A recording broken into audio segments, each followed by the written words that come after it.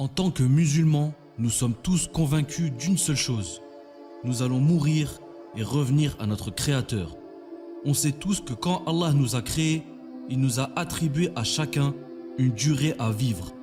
Mais il nous a fixé une date où notre âme sera emportée et cette date, Allah seul la connaît. Allah subhanahu wa ta'ala dit « Il n'appartient à aucun être vivant de mourir qu'avec la permission de Dieu selon un délai écrit fixé à l'avance. » Parfois, nous nous demandons si ce jour-là sera peut-être notre dernier.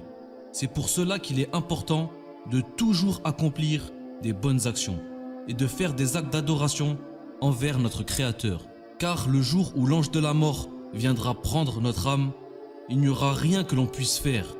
Allah dit « Et personne ne sait ce qu'elle acquérera demain, et personne ne sait dans quelle terre elle mourra. » Mais malheureusement, beaucoup d'entre nous croient qu'Allah nous donnera toujours du temps et attendra encore et encore qu'on se repente.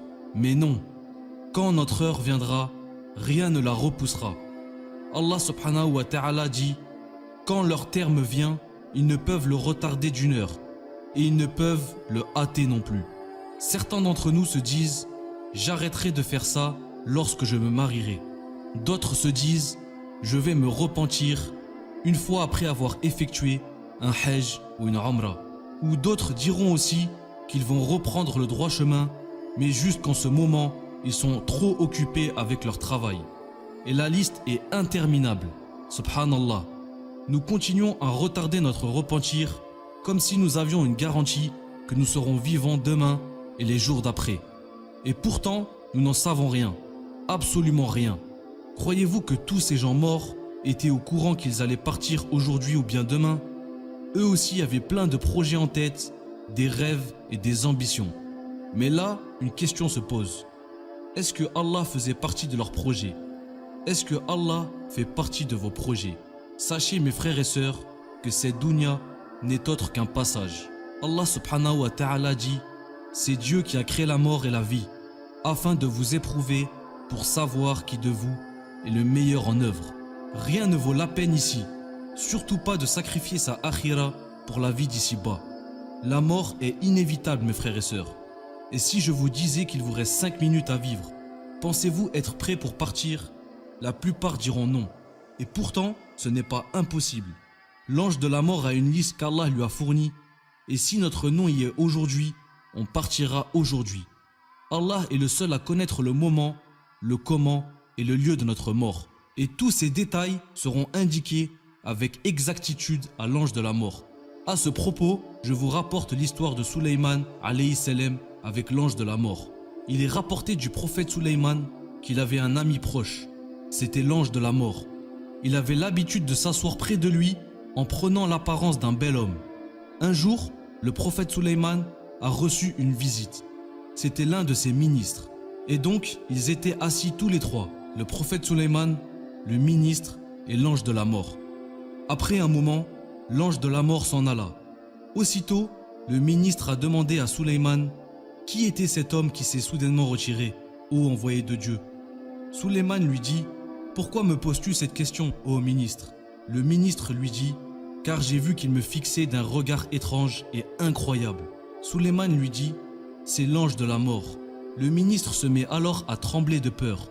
« Pourquoi me regardait-il de cette manière? Je t'en conjure par Dieu, ô Sulayman, d'ordonner au vent de m'emporter au pays des Indes, car je ne supporterai pas de vivre dans un pays où j'ai vu l'ange de la mort. » Sulayman dit « Penses-tu que ce voyage te protégera contre la volonté de Dieu si celle-ci fut décrétée? » Le ministre dit « Je t'en supplie par Dieu, ô envoyé de Dieu, d'ordonner au vent de m'emmener loin, très loin, au pays des Indes. » Ainsi, et selon la volonté du ministre, Sulayman donna l'ordre au vent de l'emmener au pays des Indes. Lorsque le ministre était arrivé en Inde, le bon ami de notre prophète, l'ange de la mort, est venu lui rendre visite. Alors Sulayman lui demande « Pourquoi fixais-tu étrangement le ministre l'autre fois? Je crains que tu lui aies fait peur. » Alors l'ange de la mort lui explique qu'il était en fait surpris de voir cet homme avec Sulayman en Palestine, car Allah lui avait ordonné auparavant de prendre l'âme du ministre au pays des Indes. Mais quand il avait vu assis avec le prophète Sulayman, il était surpris et il dit: Ô Seigneur, tu m'as ordonné de retirer son âme au pays des Indes. Pourtant, cet homme est ici au siège de Sulayman à Jérusalem. Et quand le moment de sa mort était venu, l'ange de la mort a continué: Je suis parti au pays des Indes pour exécuter les ordres d'Allah, et je l'ai trouvé exactement comme Dieu me l'avait indiqué. Allah dit dans le Coran: Où que vous soyez, la mort vous atteindra. Fussiez-vous dans des tours imprenables. Il n'y a aucune échappatoire à la mort, mes frères et sœurs. Nous y serons tous soumis un jour. Et ce jour-là, ce sera trop tard pour tout. Rien ne pourra retarder notre heure. Telle est la morale de cette histoire.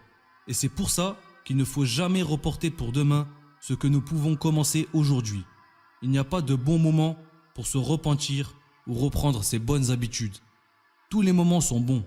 Du moment qu'on est sincère, il nous faut juste un peu de volonté. Cela peut paraître parfois difficile, mais il faut au moins faire un pas et commencer. Allah nous aidera pour la suite. Qui sait, peut-être que l'un d'entre nous sera le suivant sur la liste. Peut-être que cette vidéo est la dernière qu'on va regarder.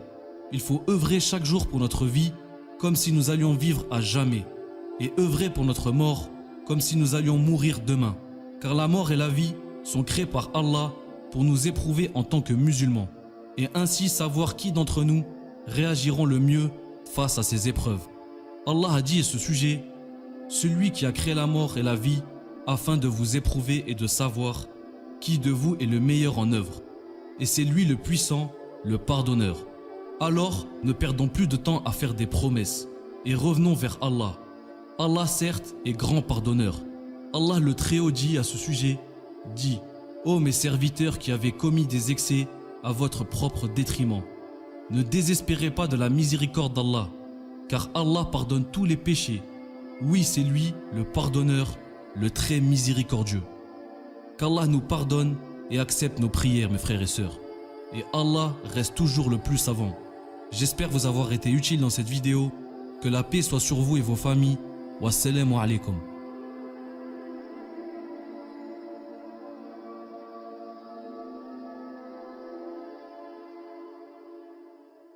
Vidéo pour connaître les 5 erreurs qui empêchent vos invocations d'être acceptées.